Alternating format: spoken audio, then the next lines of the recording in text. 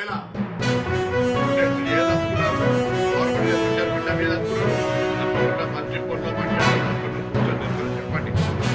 వ్యవస్థకైనా సామధాన భేదాలు 41 రోజులు ఇవ్వడం కదా. అంటే 41 రోజులు చెప్తారు, 4 సంవత్సరాలు అవుతుంది, 3 సంవత్సరాలు అవుతుంది, 2 సంవత్సరాలు అవుతుంది. సమయ కాలం ఉన్నా మేము తెలంగాణ ప్రజాపాలన ప్రభుత్వం వేసిన మొట్టమొదటి కమిటీ వేయలేదు. నాకు పర్సెప్షన్ క్రియేట్ చేస్తా ఉన్నాం. మేము కమిటీల పేరు కాలయాపన చేస్తున్నాం. మేము కమిటీ వేయలేదు.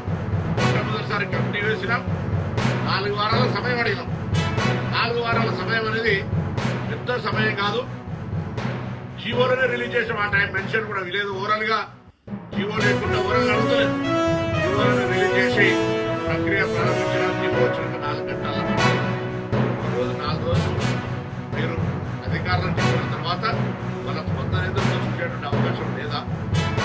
ఇంత పెద్ద జాతి వైరేమన్నా ఇదేమన్నా ప్రభుత్వంతో కూర్చొని మాట్లాడాల్సిన అంశాలన్నింటినీ ఆ విధంగా కాకుండా నేరుగా ఇందులో కొంతమంది రిటైర్ అయినటువంటి ఉద్యమ నాయకులు నాయకత్వం వహించినటువంటి వాళ్లకు డెఫినెట్లీ ఈ రోజు నేను కాంగ్రెస్ పార్టీ నాయకులు కాదు, ప్రభుత్వ పక్షాన్ని ఆరోపణ గతంలో నాయకత్వం వహించి ఆర్టీసీని నిర్వీర్యం చేసి ఎగ్జిక్యూటివ్ డైరెక్టర్ని ఎంపీగా పెట్టి సమ్మె చేస్తే కొంత డిస్మిస్ చేస్తామనేటువంటి మాటలు చెప్పి ఆర్టీసీని పూర్తిగా ఓట్ల పాలు చేసి ఎన్నికలకు ముందు ఇంటెలిజెన్స్ నివేదిక మేరకు ప్రజలు వ్యతిరేకంగా ఉన్నారని ఎటువంటి సంప్రదింపులు లేకుండా ఎటువంటి తోటి నిర్ణయం లేకుండా ఊరికేనే అట్లా విలీనం చేసుకుంటున్నామని ప్రకటించిన తర్వాత కనీసం మేనేజింగ్ డైరెక్టర్ కూడా ఆనాడు సజ్జనార్ గారు తెలవకుండా ప్రిన్సిపల్ సెక్రటరీ తెలవకుండా ఆదర బాదరగా నోటిఫికేషన్ 2 రోజుల ముందు విలీనం చేసినటువంటి పరిస్థితి.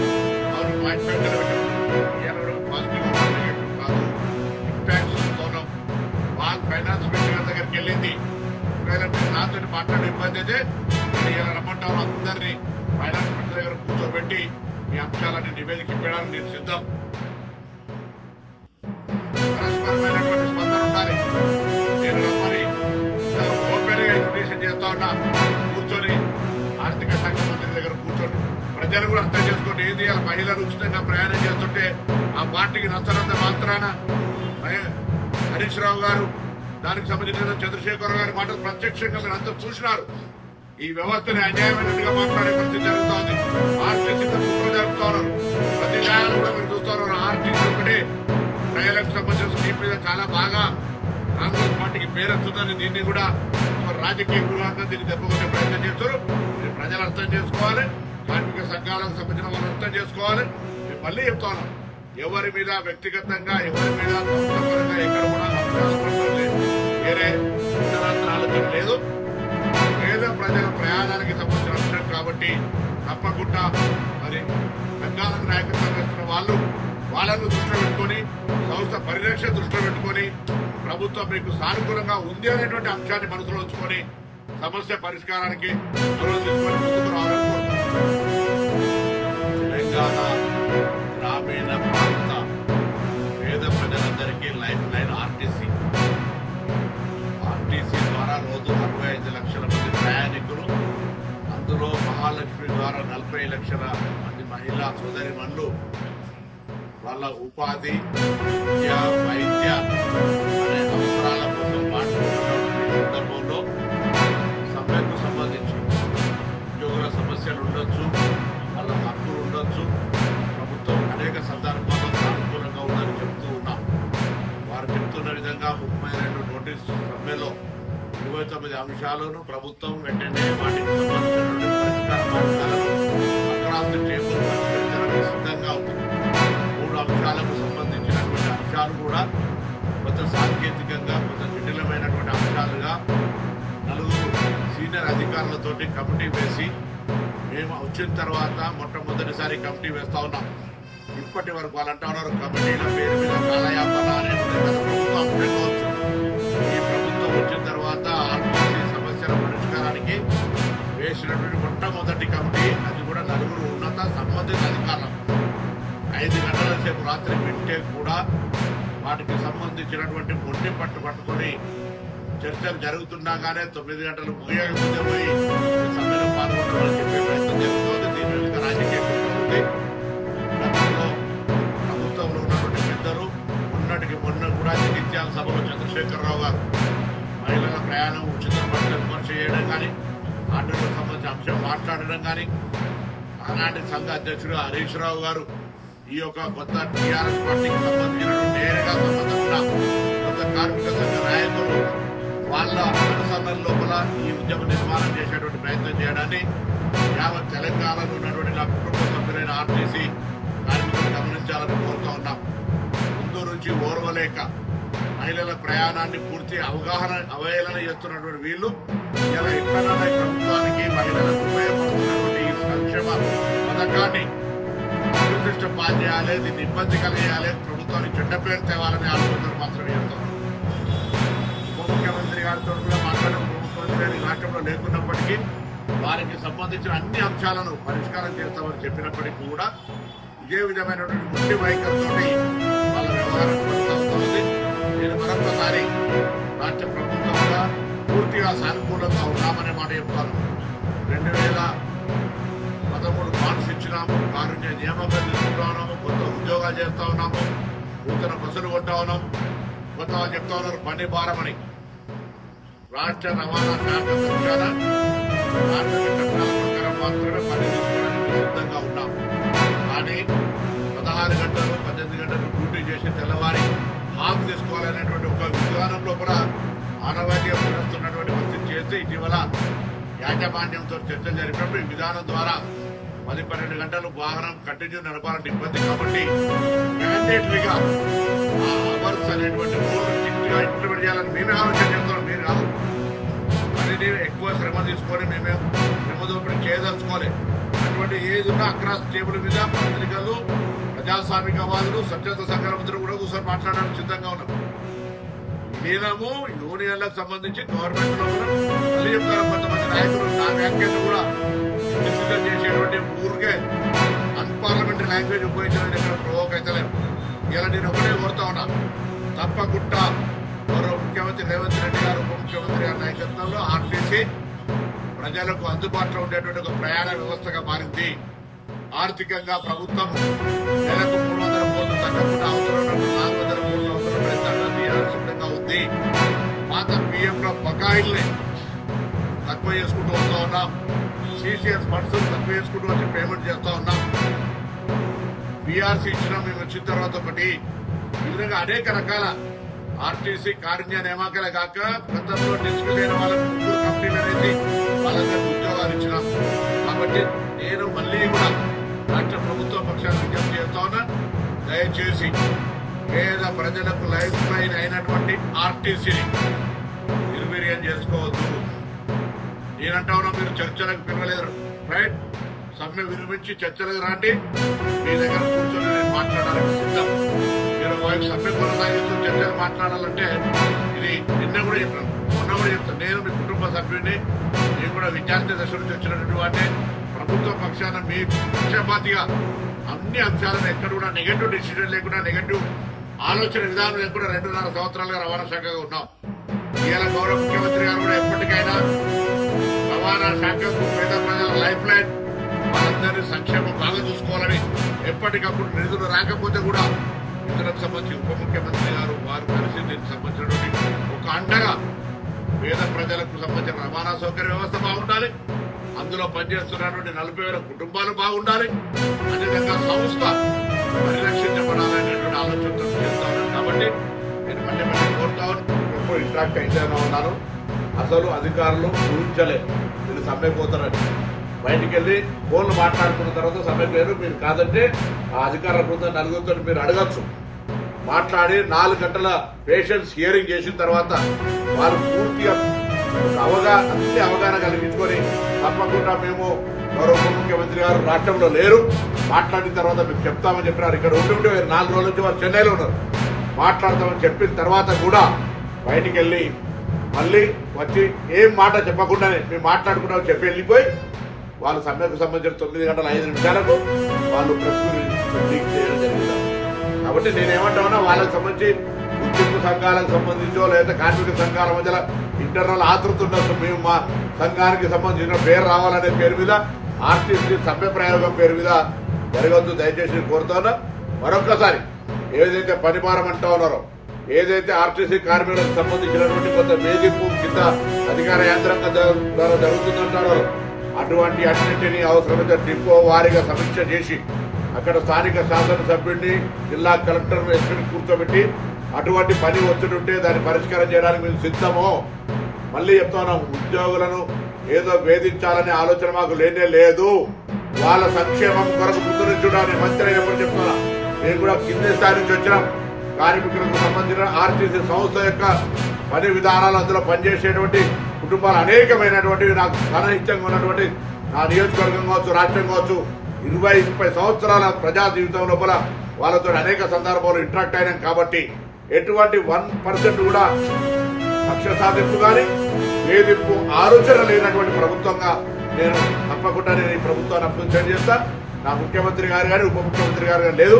ఇందులో స్పష్టంగా మాకు కనిపించేది ఒకటే, మొన్న జగిత్యాల్లో గౌరవ మాజీ ముఖ్యమంత్రి గారు మాట్లాడినటువంటి ఆలోచన మేరకు ఆ పార్టీ నాయకత్వం హరీష్ రావు గారు మాజీ అధ్యక్షుడిగా ఇటువంటి వ్యవహారాన్ని కుట్ర ద్వారా ఆర్టీసీ వైఫల్యాన్ని చేపట్టే ప్రయత్నం జరుగుతుంది అనేటువంటి మాట ఇలా వాళ్ళ నాయకత్వానికి అనుబంధంగా ఉన్న వ్యక్తుల మాట ఒకటే కనిపిస్తుంది. ఇది దురదృష్టకరం.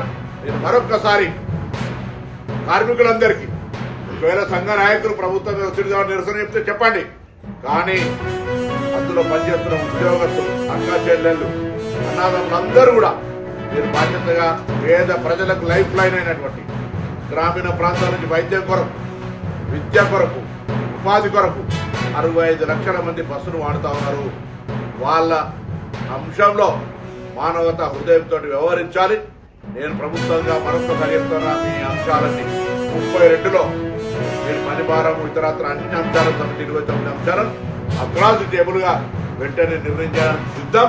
తప్పుడు ప్రచారం వద్దు. ఆ 3 అంశాలకు సంబంధించి సాంకేతికమైన అంశాలు 4 అధికారుల కమిటీ అది కూడా పరిష్కారం 4 వారాల లోపల చూపెడుతుంది అనే మాటని సందర్భంగా మనం చెప్తున్నాం.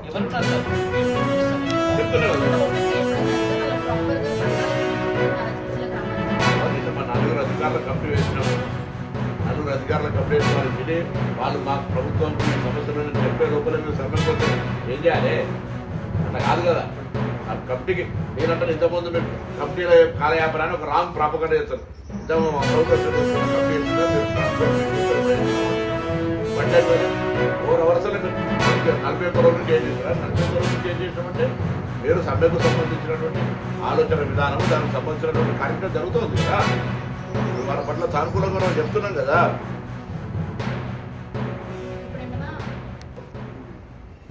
यूनियंस को बुला के पट्टे में तेलंगाना गवर्नमेंट गवर्नमेंट और ऑफिसर्स के साथ कमिटी डाले हम लोग 4 घंटे सुने वो लोग. अभी आतुम बोल के बाहर जाके नोटिस नोटिस दे स्ट्राइक बोल के कॉल किया है. हम अभी भी तैयार है. ये पब्लिक 65 लाख हर रोज ट्रैवल करने वाला है. इसमें 40 लाख बहन लोग ट्रैवल करते हैं और उन लोगों के सहूलत के लिए आप प्रोटेस्ट बंद करो, ट्रेन चालू करो. आप गवर्नमेंट के ऊपर आप लड़ाई कर सकते.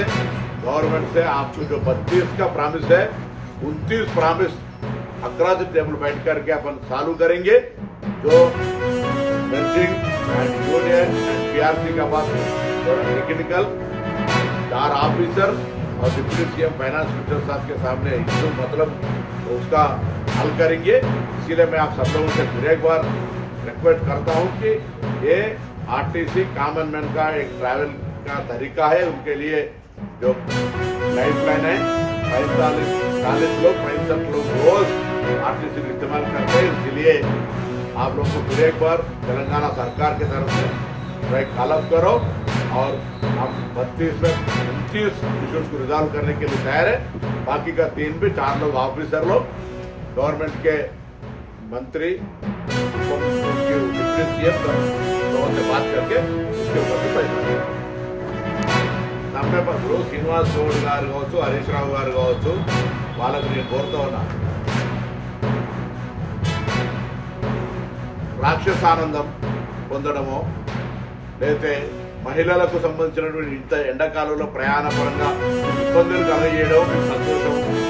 ఈ ప్రభుత్వాన్ని ఇబ్బంది పెట్టడానికి ఇటువంటి ఏ స్థాయికైనా దిగజారుతాం అనుకుంటే అది మీ కర్మ, మీ రాజకీయ మైండ్ సెట్ అటువంటి. అంటే శ్రీనివాస్ గౌడ్ ఎప్పుడన్నా ఆర్టీసీ గురించి ఎవరైనా ప్రజాస్వామ్యం ఆర్టీసీకి సంబంధించిన ఏదైనా విజ్ఞప్తి చేసిందా? ఇలా నేరుగా సమ్మెకు సంబంధించి సకల జనుల సమ్మెగా చేస్తున్నాడు. సకల జనుల సమ్మె ఈక్వల్ చేసింది కాదు. తెలంగాణ ప్రజల ఆకాంక్ష వరకు అనేక సందర్భాల్లో అప్రిషియేట్ చేసినాం. దానికి దీనికి సంబంధం ఏమున్నది? వాళ్ళు మాట్లాడుతున్నట్టు వీళ్ళు నేరుగా అందరూ రాజకీయాలు నిన్న కొంతమంది రాజకీయ నాయకులు ప్రకటించారు మద్దతు. వీళ్ళ ఉద్దేశము ఈ ప్రభుత్వానికి మంచి పేరు తెచ్చి ప్రయాణికులకు సౌకర్యాలు కలుగుతూ ముఖ్యంగా తెలంగాణ అక్కా చెల్లెళ్లకు దాదాపు 300 కోట్ల మంది మహిళలు ప్రయాణాన్ని ఉపయోగించుకొని 10,000 కోట్ల ఆర్థికపరమైన లాభం పొందినటువంటి దృష్టిలో ఇటువంటి విధంగా వ్యవహారం చేస్తారు. తెలంగాణ సర్కార్కి తరఫే పూరా తెలంగాణ అదే ప్రతిపక్ష పార్టీకి ప్రజలను ఇబ్బంది పెట్టాలి. వాళ్ళు మాజీ ముఖ్యమంత్రి గారు మాట్లాడుతున్నారు, శిఖర్ వంటి కొట్లాడుకుంటున్నారు. అవును, అగ్గిపల్సి రేటు పెరిగింది. 40 లక్షల మంది మహిళలు ప్రయాణం చేస్తా ఉన్నారు. కొత్త బస్సులు వస్తా ఉన్నాయి. మీ బస్సులు ప్రజల ఒకటే రోజు ఓం ఫట్ అంటే బస్సులు రోడ్డు దిగాయి. మొత్తం వ్యవస్థ నిర్వీర్యం చేసిపోయారు మీరు మీ అధికారం వచ్చినట్టు. 200 బస్సులు కొన్నాం ఈ 2 నెలల్లో. ఉద్యోగ నియామకాల ప్రక్రియ పోలీసు రిక్రూట్మెంట్ కూడా ద్వారా నడుస్తూ ఉంది. మేము అనుకున్నాము 2021 పిఆర్సీ ఇచ్చినాము. 2013 పాన్స్ 2013 280 కోట్లు ఇచ్చినాము. డిస్మిస్డ్ ఉద్యోగుల కార్మికుల పక్షపాతం లేకపోతే లేకపోయి ఉంటే 250 డిస్మిస్ అయినటువంటి వాళ్ళకి కూడా మళ్ళీ 3 మంత్ కంపెనీస్ ఉద్యోగాలు తీసుకున్నాం. ఎందుకు తీసుకున్నాం? అది ఒకసారి ఆర్డర్ కేసు చేసినప్పుడు కూడా రాష్ట్రపతి గారు క్షమాభిక్ష పెట్టేంత ఉదార స్వభావం ఉన్న ప్రజాస్వామ్యం. అటువంటి వాళ్ళు అన్ని అప్లికేషన్ తీసుకుని ఒక లీగల్ గా పూర్తిగా ఇక ఏదో క్రిమినల్ యాటిట్యూడ్ తోటి ఉన్నటువంటి కేసులు తప్ప హ్యుమానిటేరియన్ గ్రౌండ్ లో అన్ని కన్సిడర్ చేసినాం. కారుణ్య నియామకాలు అన్ని ఇస్తున్నాం. వాళ్ళకి 3 సంవత్సరాల ఆ ట్రాన్స్మిషన్ పీరియడ్ ఉంటే 2 సంవత్సరాలను తగ్గించినాం పర్మనెంట్ కావడానికి. ఈవీ బస్సులు అంటే ఈవీ బస్సులకు సంబంధించి అరే డిపోలలో ఇన్ఫ్రాస్ట్రక్చర్ డిపోలో కూడా సొత్తు కాదు, ప్రభుత్వ సొత్తు ఆర్టీసీది. కాబట్టి అనవసరంగా వాళ్ళు రాంగ్ ఆలోచించకపోతే పొరపాటు అవుతుంది.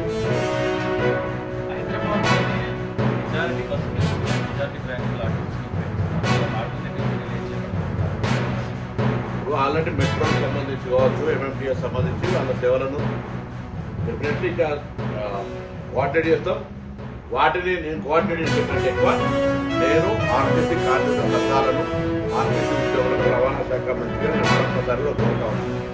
ప్రజలకు ఇబ్బంది కలిగేటువంటి చర్యలకు మీ నిరసన తప్పకుండా ఒక ప్రజాస్వామికంగా మీ డిమాండ్ పట్ల ప్రభుత్వం గుర్తించే విధంగా ఉండాలి. సమ్మె అనేటువంటి దాని ద్వారా ప్రజలకు అసౌకర్యం కలుగుతుంటే కూడా మాకేంటిదే అని అందులో నిజంగా సరే కార్మికులు నాయకత్వం కట్టాలి తెలియదు. కానీ అందులో సగం కంటే ఎక్కువ removed, retired or non working. వాళ్ళకి ఆర్టీసీ కార్మికుల నిజమైన సమస్య ఉద్యోగం చేసే సంబంధించిన వాళ్ళు గట్టిగా మాట్లాడి మన పరిష్కారం ఉంటే అయిపోతుంది. జేఎన్టీ యాక్షన్ కమిటీ అని చెప్పి వాళ్ళందరూ కార్మికుల చట్టాలు ఉండొచ్చు, నేనేం చట్టం. బట్ నేను రాజకీయాలు లేకుండా రాజకీయాల గురించి మాట్లాడదు, జర్నలిజం గురించి మాట్లాడితే ఎట్లా అవుతుందో అట్లా పరిస్థితి ఉన్నది. దాని గురించి ఎక్కువ లెక్కలేదు. నేను ఒకటే కోరుతా ఉన్నా, దయచేసి నేను చర్చలు రమ్మంటున్నా, పిలుస్తా ఉన్నా చర్చలు రండి. మేము అక్రాస్ ది టేబుల్ రెడీగా ఉన్న పరిష్కారం చేయడానికి నాకే అభ్యంతరం లేదు. మేము కానీ సంఘాల పేరు మీద మేము ఏం చేస్తే నడుస్తుంది, ప్రజలను ఇబ్బంది పడతామంటే ప్రభుత్వం ఇప్పుడు ప్రభుత్వం.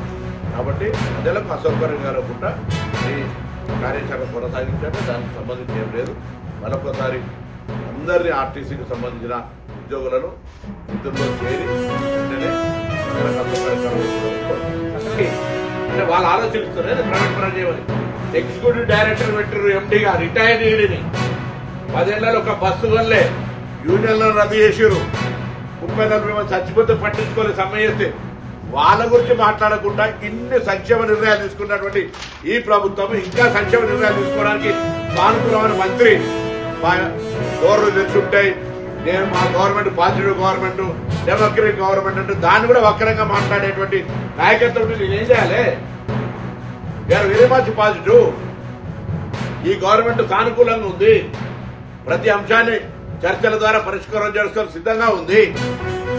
మొండి వైఖరి ఎందుకు? ప్రభుత్వం లేని మొండి మీకెందుకు? నిజంగా కార్మికుల పక్షపాతం అయితే, కార్మికుల సంక్షేమం అయితే షరతుగా సమ్మె విరమణ చేసి నేను మళ్ళీ చెప్తాను 32 అంశాలు 29 అంశాలను అక్రాస్ టేబుల్ నిర్ణయం ప్రకటించాలని మేము సిద్ధంగా ఉన్నాం యాజమాన్యము.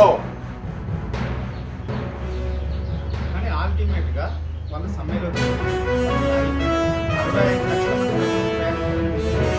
45 లక్షల మంది ప్రయాణికులు వ్యవస్థలు పడుతున్నారు ఈ రోజు తెలంగాణ రాష్ట్రంలో. మరి దానికి ప్రత్యేకంగా ఎప్పుడు చర్యలు తీసుకోబోతా ఉన్నారు? ఈ ప్రజల కష్టాన్ని ఎప్పుడు తీర్చబోతున్నారు? అలా తీర్చడం కోసం మీ వంతుల ప్రయత్నాలు ఏం చేస్తా ఉన్నారు? యాజమాన్యం దానికి సంబంధించినటువంటి కార్యాచరణ తీసుకుంటుంది. ముందుగా మనం ఏ వ్యవస్థ మౌనంగా ఉంటే నేను అందుకే వాళ్ళు విజ్ఞప్తి చేస్తాను. ఈ ద్వారా కూడా కోరుతాం. సమ్మె పరిష్కార మార్గం కాదు. ప్రయాణికులు సౌకర్యకరంగా చేస్తారు. అందులో వైద్యం పోయేటోళ్ళు ఉన్నారు, విద్యాపరంగా పోయేటోళ్ళు ఉన్నారు, ఉపాధి కోసం పోయేటోళ్ళు ఉన్నారు. ఎండాకాలం రకరకాల అంశాలు, చెరువులు, పిల్లలు, బంధువులు, రకరకాల అంశాల మీద తిరిగే వ్యవస్థ ఉంది. ఈ సందర్భంలో అది కూడా ఆర్టీసీ యాజమాన్యం సానుకూలంగా స్పందించేటువంటి సందర్భంలో మొట్టమొదటి వేసిన కమిటీ 4 గంటలు వివరాలన్నీ విన్న తర్వాత మీరు సమ్మెకు పోవడం అంటే మీరు ప్రిఫిక్స్ మైండ్ తోటి ఉన్నారు అని కార్మిక ప్రతినిధులు అంటే ఉద్యోగస్తులు గమనించాలని కోరుతాం. మేము నియంత్రించడంగా సమ్మెను విఫలం చేయాలని చూస్తలేము. కాబట్టి సమ్మె ప్రభావం ఉంటుంది కొంత. కానీ ప్రజలు వాళ్ళ ప్రయాణం పట్ల ఇబ్బంది కలుగుతుంది కాబట్టి ఆ ప్రజల యొక్క ఇబ్బందులను తొలగించడానికి ప్రభుత్వం తన పని చేసుకొని పోవాల్సి వస్తుంది. అందుకు ప్రజలకు కూడా వాళ్ళ ఇబ్బందులను తొలగించే బాధ్యత ప్రభుత్వాన్ని ఎదుగుతుందో ఆర్టీసీ ఉద్యోగులు కూడా అంతే అనే మాట మేము చెప్పే ప్రయత్నం చేస్తాం. కాదు వాళ్ళ హస్తం అప్పుడు అడగాలి కదా, రద్దు చేసినప్పుడు సపోర్ట్ చేయలే కదా, ఇప్పుడు రద్దు చేసినప్పుడు సపోర్ట్. కాబట్టి పనిచేయప్పుడు నడిచే ఎత్తునే కొడతారంటే ఎప్పుడు కూడా పనిచేస్తున్నప్పుడు ఇన్ని అంశాలను పరిష్కారం చేసినప్పుడు ఇంకా అంశాలను పరిష్కారం చేస్తాను. అందరూ ముందట ఆర్థిక కార్డు చెప్తా ఉన్నాం. 30 గంటలు 29 అంశాలు అక్రాస్ టేబుల్ పరిష్కారం చేస్తామని చెప్తా ఉన్నాము. కాబట్టి కొన్ని జాగ్రత్తలు మీరు ఎవరైనా పోయి అడగండి. ఆర్టీసీ కుటుంబ సభ్యులను 16 గంటలు పనిచేయడం వల్ల ఒక రోజు ఆఫ్ దొరుకుతుంది వాళ్ళకు, లేదా ఓవర్ డ్యూటీ ఇస్తారు. ఇటువంటి కొన్ని సాంకేతికమైన ఆనాదిగా వచ్చేటువంటి అంశాలు మార్పు చేస్తాం. మీరు కావాలనుకుంటే మాకేమవుతున్నాం, మేము వచ్చే పని దొరికి చేయాలని ఆలోచన లేదు. పనిమారం పరిస్థితులు కొత్త ఉద్యోగాలు నియామకాలు చేస్తా ఉన్నాం. అంటే ఈవీ బస్సుల గురించి మాట్లాడుతున్నారు చదువు పెద్దలంతా. 2018లో స్టార్ట్ అయిన ఈవీ బస్సులు గవర్నమెంట్ ఆఫ్ ఇండియా స్కీము. మేము దాన్ని కూడా మాకు కూడా ఇష్టం లేదు. కానీ కేంద్ర ప్రభుత్వానికి ముఖ్యమంత్రి గారు కూడా లేఖ రాసి ఆ ఈవీ బస్సులు మా సంస్థ నుంచే కొనుక్కుంటాం, ఆ ఇచ్చే బెనిఫిట్స్ ఏదో మాకే ఆర్టీసీకి ఇవ్వండి అంటే కూడా గవర్నమెంట్ ఆఫ్ ఇండియా మొత్తం దేశం మొత్తం 14,000 బస్సులు ఇస్తా ఉంది అనేక రాష్ట్రాలు. అందులో 2,000 బస్సులు మనకు వస్తున్నాయి. దానికి మేము తీసుకున్న పొరపాటు అయితే మేము తీసుకున్నటువంటి తప్పు నిర్ణయం లేదు. ఆ బస్సులు ఈవీ ఛార్జెస్ చెల్లిని పెట్టాలి. రాత్రి ఇంపార్ట్ చేసిన వాళ్ళే చేస్తారు. కానీ నైట్ తీసుకొని చేయాలన్న దానికి సంబంధించి కూడా మేము ఏదో మొత్తం నేను మళ్ళీ చెప్తాను. ఈవీ బస్సుల కారణంగా ఒక్క ఆర్టీసీ ఉద్యోగులు తొలగించాము, ఒక్క ఆర్టీసీ ఉద్యోగులను తొలగించామని నిర్ణయం చెప్పిన గవర్నమెంట్ తరఫున. ఒక ట్రాన్స్ఫార్మింగ్ అయినప్పుడు కొంత అడ్జస్ట్మెంట్ జరుగుతాయి బస్సులు తప్ప మేము అట్లా ఈవీ బస్సులు కొంటున్నాయని మేము ఈవీ బస్సులకు సంబంధించినటువంటి కొత్తగా మీ మీద పాలసీ తీసుకొచ్చినట్టు మాట్లాడుతుంది. సదరు ఆనాటి పార్టీకి సంబంధించినటువంటి అనుబంధం ఉన్న నాయకులే మాట్లాడాలి. అఖిల్ విషయం ఎట్లయితే సాధ్యమైతే ఇది ఇలా కొత్త ఈవీ బస్సులు ఎప్పటి నుంచి నడుస్తున్నాయి? 2018 నుంచి నడుస్తూ ఉన్నాయి. ఇప్పుడు మేము హైదరాబాద్ను కాపాడడానికి అది కూడా హైదరాబాద్ సంబంధించి కొత్త ఇంటర్ డిస్ట్రిక్ట్స్ ఉన్నాయి. కరీంనగర్, నిజామాబాద్, వరంగల్, సూర్యాపేట, నల్గొండ ఇటువంటి దగ్గర నుంచి ఈవీ బస్సులు ఇంటర్ డిస్ట్రిక్ట్ అక్కడ ఎక్కినట్టు ఇక్కడ దిగుతాయి, ఇక్కడ ఎక్కినట్టు అక్కడ దిగుతుంది. ఇటువంటి ఇష్యూస్ ఇప్పుడు కొత్త EV bus Hyderabad pollution control చేయాలి, రేపు ఢిల్లీకి జరగాలి. గవర్నమెంట్ ఆఫ్ ఇండియా స్కీమ్ అది మీకు కొత్త కూడా క్రియేట్ చేసింది కాదు. అది రేపు ఒక్కటేసారి 2026 డిసెంబర్ వరకు కూడా వచ్చేది కాదు. 2027 వరకు ఫేజ్డ్ మేనర్లు వస్తాయి. దాని మీద మనం మొత్తంగా కంప్లీట్గా మేము దాన్ని అదే డిపెండ్ అవుతున్నాం అనేటువంటి మాట మాట్లాడేటువంటి ఆలోచన కూడా దురదృష్టకరం, తప్పుదారి పట్టిస్తాం. చంద్రశేఖరరావు గారు మాట్లాడినారు, హరీష్ రావు గారు దీని ప్రాబల్యము టీఆర్ఎస్ పార్టీ లేకపోతే ఎందుకు జరుగుతుంది కార్యక్రమం? ఆర్టీసీ పరంగా మేము ఏం బెనిఫిట్స్ ఇవ్వలేదు. మీకు లిస్ట్ ఇస్తాను ఇలా 2000 సంబంధించిన 13 పెండింగ్ బాండ్స్ ఇచ్చినాము. 2017 వచ్చిన తర్వాత 2017లో పెండింగ్ ఉన్నటువంటి పిఆర్సీ క్లియర్ చేసినాము. 2024 25 పిఆర్సీ ఇవ్వాలి, 21 పిఆర్సీ ఇవ్వాలి. దానికి సంబంధించి కూడా ఆర్థిక పరమైన భారపడుతుంది. ఇప్పుడు కోలుకొని కూలిగే నక్కవి తాడిపండు వడంతనేటువంటి ఆలోచనతో జరుగుతారు. ఎక్కడ ఒక్క రూపాయి కూడా వాళ్ళకి అందరికి లాభం జరుగుతుంది. దాని తర్వాత ఈ బిఎఫ్ సిసిఎస్ కు రోజు నెలకు 10 కోట్ల రూపాయల పెండింగ్ అన్ని పేమెంట్ చేస్తా ఉన్నాం. ఇన్ని కార్యక్రమాలు జరగడం కూడా వాళ్ళంతా మాట్లాడితే ఇది దురదృష్టకరం. దీని తప్పకుండా రాజకీయ కుట్ర ఉంది. ఆర్థిక పరంగా ఉన్నాయి కూడా 29 అంశాలను మేము ముందు మళ్ళీ చెప్తా ఉన్నాం. ఆర్థిక పరంగా ఉంటే కూడా ప్రభుత్వం ఆర్థిక పరంగా బరువు పోయడానికి సిద్ధంగా ఉంది. 29 అంశాలను పరిష్కారం చేస్తాము. పిఆర్సీ అనేటువంటిది దానికి సంబంధించి అది కూడా పరిష్కరించాల్సిందే. కమిటీలకు ఏదైతే ఎన్నికలకు సంబంధించి కూడా పరిష్కరించాల్సిందే. విలీనం సంబంధించి కూడా ప్రభుత్వం స్పష్టత ఇవ్వాల్సిందే. నేను అంటే అవి కొత్త జటిలము, కొత్త దానికి సంబంధించిన చర్చలు, మంచి చెడు, గుడ్ బ్యాడ్ ఏ విధంగా అనేటువంటి అంశానికి సంబంధించి గత కమిటీ పనిచేయలే. గత కమిటీ పనిచేస్తుంది అనుకున్నాం. గత కమిటీ పనిచేయని సందర్భంలో మేముగా కొత్తగా 4 సంబంధం ఉన్నటువంటి అధికారుల ద్వారా మరి కమిటీ కార్యవర్గాన్ని చేసినాం. ఆ కమిటీ నివేదిక ఇచ్చి మీకు సమస్యను చెప్పడానికి సిద్ధంగా ఉన్నప్పుడు కూడా మీరు సన్నలేకి వెళ్తే పొరపాటు. మీరు 41 రోజులు ఆగినాం కదా. అరే 41 రోజులకు 4 వారాలకు మునిగింది. 4 వారాలు మీతో అధికారులు సంప్రదింపులు స్టార్ట్ అయినాయి కదా. 41 రోజుల లోపలే సంప్రదింపులు జరుగుతున్న ప్రక్రియ కొనసాగదా? దానికి జవాబు చెప్పి వాళ్ళ ద్వారా ఒత్తిడి చేయడానికి ప్రభుత్వం లేదు. మీకు అవకాశం ఉంది కదా. 4 కూడా మంచి సానుకూల పాజిటివ్ ఆఫీసర్ వికాస్ రాజు గారు, దానం కిషోర్ గారు, సందీప్ సుల్తానియా గారు, నాగిరెడ్డి గారు. ఒకవేళ ఆర్టీసీ ఎంపీగా వారి ఆలోచన వేరున్నా ఈ 3 అధికారులు కూడా వివిధ ఒక ఆర్థిక మంత్రి, ఆర్థిక శాఖ అధికారి, ఒక కార్మిక శాఖ అధికారి, ఒక రవాణా శాఖ ఉన్నతాధికారి. 3 మీ సంక్షేమం గురించి ఆలోచించేటువంటి వాళ్ళే. వీళ్ళైతే సంబంధం లేని ఎవరినో నియంత్రణలాగా తీసుకొచ్చి పెట్టి మిమ్మల్ని అణచివేయాలని ఆలోచనతో లేమే. డీజీపీని పెట్టలేదు ఇలా మేము. లేదా ఇంకొక కొంతమంది ఆటుకోరు ఉండేటువంటి ఆఫీసర్స్ దీన్ని మేనేజ్ చేయగలిగే వాళ్ళని అట్లా పెడతలేదు. మేము పరిష్కారం చేయాలని ఆలోచనతో ఉన్నాం. మళ్ళీ చెప్తానా, యావత్ తెలంగాణ ప్రజలకు కూడా చెప్పాల్సిన 32 అంశాల్లో సాంకేతికమైనటువంటి ఆర్థిక పరంగా హెచ్చుగా బరువు పడేటువంటి పిఆర్సీ యూనియన్స్ యూనియన్స్ కు సంబంధించి లేదా ఈరోజు విలీనం 1వ తారీఖు జీతాలు ఇస్తా ఉన్నాం. పెండింగ్ అని చేసుకొని పోతా ఉన్నాం. ఆయన ఆధారపాధాలు చేసిన దాన్ని ఎలక్షన్ల ముందర 50,000 కుటుంబాలు వ్యతిరేకంగా ఉన్నాయి కాబట్టి అని ఇంటెలిజెన్స్ నివేదికకు నోటిఫికేషన్ వచ్చినాక 9వ తారీఖు నాడు 9 నెలల ఇవన్నీ చేసినప్పుడు కొంత వ్యవస్థ ఉన్నది. అవి కూడా మేము ఎప్పుడు కూడా చెప్పలే. సాంకేతికంగా ఉన్నాయి కాబట్టి సమయం కావాలని కమిటీ వేసినాము. గతంలో మా కంపెనీలో దయచేసి ఆ మాట కూడా మళ్ళీ ఎప్పుడు కూడా దయచేసి కార్మిక సంఘాలు మాట్లాడుతుంది. కాలయాపన పేరు మీద కంపెనీలు వేసుకుంటే కంపెనీ మొదటి కంపెనీ మీరు కూడా మీరంతా ట్రాన్స్పోర్ట్ చూసేటువంటి వ్యవహారం ఉన్నటువంటి వాళ్ళు వెంటనే కంపెనీ లేలే. ఫస్ట్ టైం కమిటీ కాబట్టి దయచేసి 32 సమస్యల 29 అక్రాస్ ది టేబుల్ పరిష్కారం చేయడానికి మేము ఎవరు చొరవ తీసుకున్నా మేము రెడీ.